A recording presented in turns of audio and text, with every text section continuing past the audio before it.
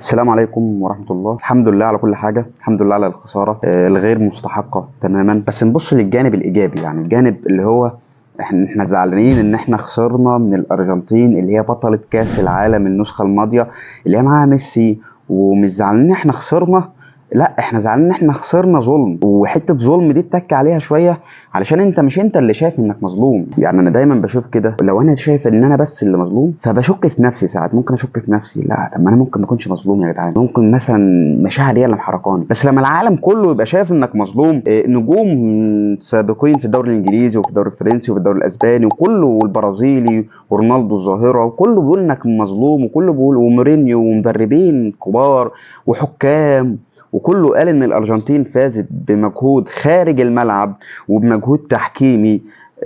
فانت كده خلاص يعني تبقى متاكد انك مظلوم. بس برضه بجانب الظلم فانت في جزء من التقصير. بس لما تيجي تشوف مثلا الجون الاخير، هي رامي ربيعه وياسر ابراهيم، بس هم خلاص يعني اللعيبه ما عادتش قادره، اللعيبه ما عادتش قادره تجاري الماتش، وده جانب بدني.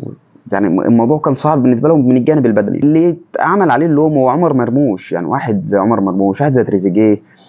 خلينا في عمر مرموش مثلا، انت راجل نجم مانشستر سيتي، المفروض عمر مرموش في الملعب فاحنا مطمنين ان هو هيجيب جول. اما انك ما تجيبش ولا جول في كاس العالم، بلاش كده، انك تبقى داخل انفراد قصاد الارجنتين في دور 16 في ماتش مصيري، في ماتش يعني الناس كلها تعبانه والناس كلها متالقه، وتبقى داخل انفراد انت واثنين، والاثنين دول صلاح وتريزيجيه، المفروض انت داخل انتوا 3 على 1، المفروض كوره جون تضيعها بكل استهتار، بكل استهتار تضيع منك. انا مش فاهم ازاي ده لاعب، احنا المفروض ان احنا بنقول من اهم اللعيبه في العالم. بس احنا نرجع نبص للجانب الايجابي، الا وهو ان ليه لا، انا قلتها في قبل كاس العالم، قلت مصر ممكن تاخد كاس العالم يا جدعان. ليه؟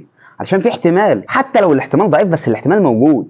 انا قلت كده، حتى لو الاحتمال هو جزء من 100%، بس في احتمال، ومادام في احتمال ففي امل. طول ما انت عايش في الحياه لازم يكون عندك امل. اللحظه الوحيده اللي ما يبقاش عندك امل فيها انك تموت. لو انت مت انت كده خلاص ما عندكش امل في الحياه، كده خلصت. بس لسه محترم ما خلصتش، فليه انت متشائم؟ ليه شايف انك قليل؟ ليه كنت شايف ان احنا اقل منهم؟ يعني انا بشوف دايما يعني البوستات اللي على الفيسبوك واللي على حاجه تحزن، اللي المفروض ان دول شباب المستقبل، والمفروض ان دول هم البلد هتتسند عليهم، ضد مصر اصلا. يعني دول ضد مصر اصلا، دول بيشجعوا الارجنتين. يقول لك انا يا عم انا هشجع ميسي، حتى لو ميسي بيلعب ابني انا هشجع ميسي. انت عبيط. وغير كده هم شايفين ان انت قليل، يعني هم شايفين ان مصر قليل. هم مش بني ادمين زيهم زينا، بعيدا عن ميسي يعني عشان ده مش بني ادم. ليه ما نفوزش عليهم؟ واثبتوا لك كده. اللي حصل لمصر في كاس العالم لازم يتطبق على حياتك، على حياتك كلها. اوعى تفقد الامل في اي حاجه طول ما انت لسه عايش. اوعى تفقد الامل في ربنا وفي نفسك وفي مجهودك. طول ما انت بتجتهد هتلاقي. محمد صلاح طالع من قريه ما كانش موجود،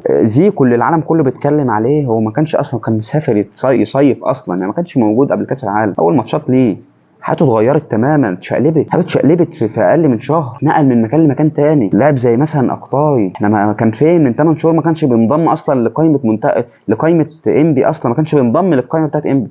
الراجل انضم للقائمه المبدئيه لكاس العالم، والراجل اللي اتعاقد مع النادي الاهلي اتعاقد معاه وبقى نجم من نجوم النادي الاهلي. اوعك تفقد الامل، اوعك تتشائم، خليك دايما متفائل وخليك قد نفسك، ثق في نفسك. اوعك في يوم من الايام تحس انك اقل من اي حد، عشان احساسك انك اقل من حد هو اللي بيخليك قليل. السلام عليكم.